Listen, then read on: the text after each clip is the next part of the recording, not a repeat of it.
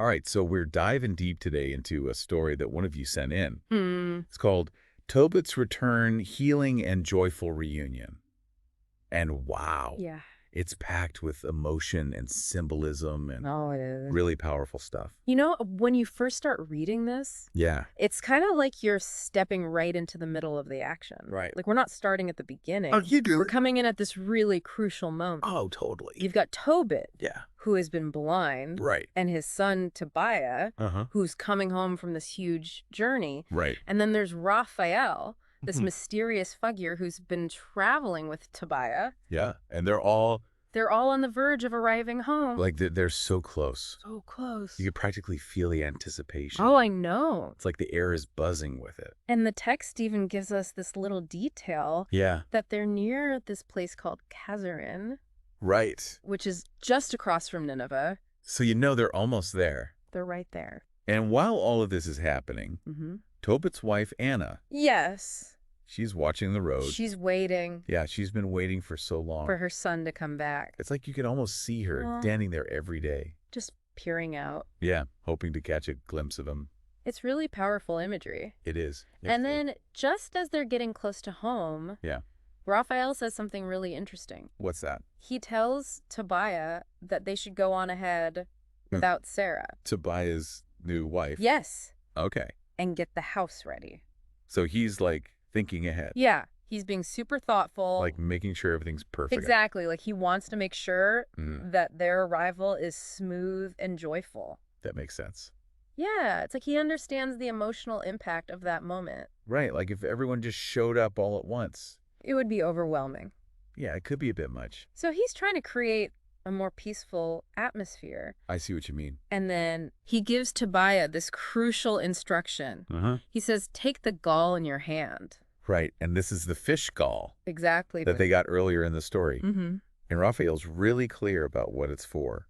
Yes. It says it will restore Tobit's sight. By making those white scales on his eyes shrink and peel away. That detail about the white scales is pretty intense. It is. It's like, Yeah. it gives you this really vivid picture of what Tobit has been going through. Right. Like you can almost imagine what it would be like to have those on your eyes. It's definitely not pleasant. No, not at all. But then we also have this sweet little detail about the dog running along behind them. Yeah. It's just this nice touch of normalcy Right. in the midst of all this miraculous stuff. It's like a reminder that even in extraordinary situations, Life goes on. yeah, life goes on. There are still these everyday moments. Right. And speaking of everyday moments, we then shift back to Anna, Yeah, who's still patiently waiting. for her son. Yeah, she's still sitting there watching the road. You can really feel her longing. It's palpable. And then finally, She sees him. she sees Tobiah. Yeah, and her reaction is so immediate. It is. She just cries out. Look, your son is coming, and the man who traveled with him?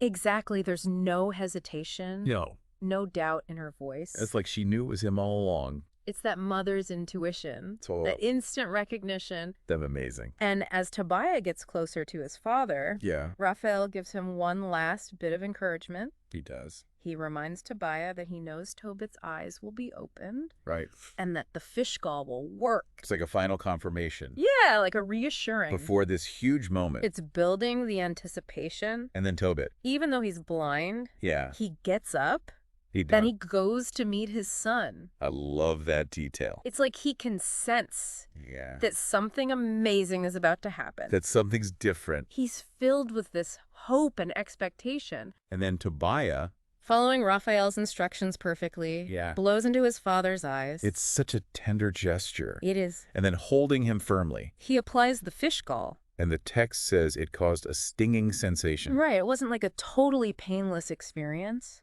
It makes it feel more real. Yeah, like even in this miraculous healing, Very there's kind. still a physical process. And then, With both hands, yeah, Tobiah peels off the white scales. from his father's eyes. It's such a delicate action. So careful and precise. And then it happens. Right. Tobit sees. He sees his son.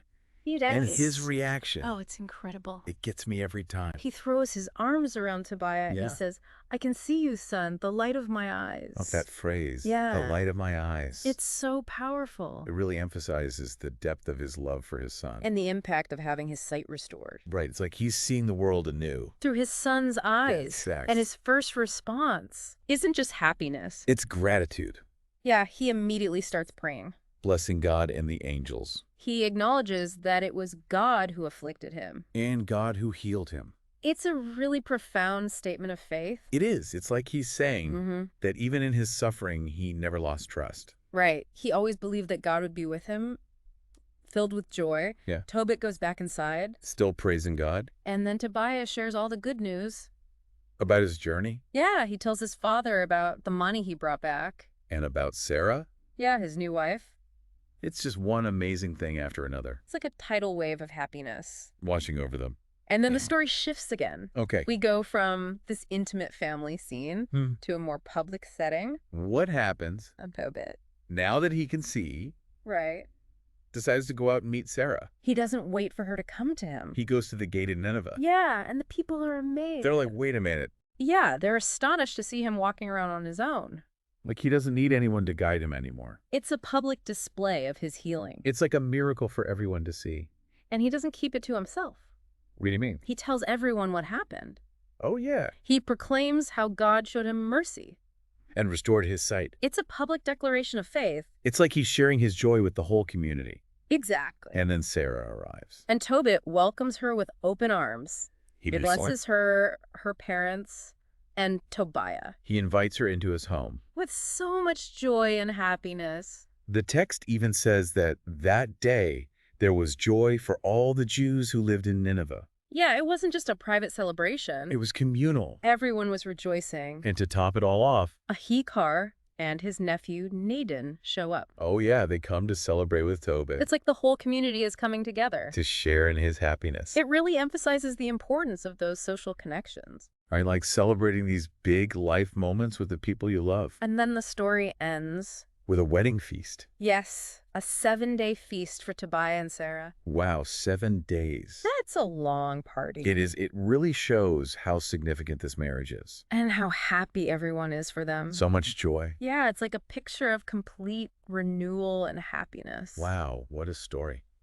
It is. We've journeyed with Tobiah all the way home. We've seen Raphael's crucial role in Tobit's healing. That fish gall was something else. It really was. We were right there for that incredibly moving reunion with Anna. It was so emotional. And then we witnessed that amazing moment. When Tobit's sight was restored. And his immediate prayer of praise. It was so powerful. And then the joyful welcoming of Sarah. Into the family. In the community. And finally, that huge celebration. It was a whirlwind of emotions. It really was. And I think there are so many important themes here. Oh, absolutely. Like perseverance. Tobiah's journey was long and difficult. And faith. Tobit never lost his faith, even in the darkest times. And of course, the importance of family. Yeah. The love between Tobit, Tobiah, and Anna is so strong. It's beautiful. And then there's healing. Not just physical healing, but emotional healing, too. Yeah. The whole family is restored and renewed. And then there's the theme of communal joy. Everyone comes together to celebrate. That's like their happiness is contagious. It really is. It makes you think about the power of hope. Doesn't it? Like even when things seem impossible. There's always a chance for positive change. And that change can have a ripple effect. Touching not just you, but the people around you. It's really something to think about. It is. This ancient story, it has so much to teach us. About faith. About love. Oh, I hope. And about the power of community. Yeah, it's a reminder that even in the midst of suffering, there's always the possibility of joy. It's a beautiful message. It really is. And I think it's one that we all need to hear sometimes. Yeah, absolutely. So thank you for sending in this incredible story. It's been a pleasure diving deep into it with you. It has. And for all of you listening, keep those stories coming. We love exploring these ancient texts with you. And discovering all the wisdom they hold. And who knows? So maybe your story will be the next one we deep dive into. We'll see you next time. Until then, keep exploring, keep questioning. And keep the conversation going. Bye.